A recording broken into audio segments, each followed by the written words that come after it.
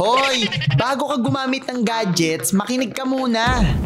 Let's talk about 3 best self-care practices bago ka gumamit ng gadgets. Sa lahat ng ginagawa at pinag-uusapan natin dito, ikaw pa rin ang pinakamahalaga. Kaya number 1, stretch muna.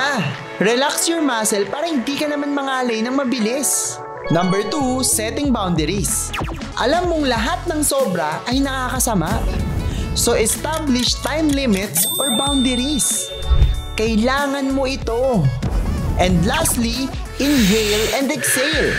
Magandang alam mo kung ano na yung gagawin mo sa harap ng gadgets. Para din hindi ka basta-basta madistract. Tandaan, ang sarap sa feeling na productive ka.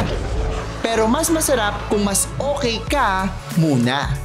This is Gadget Supermarket. See you on our next video.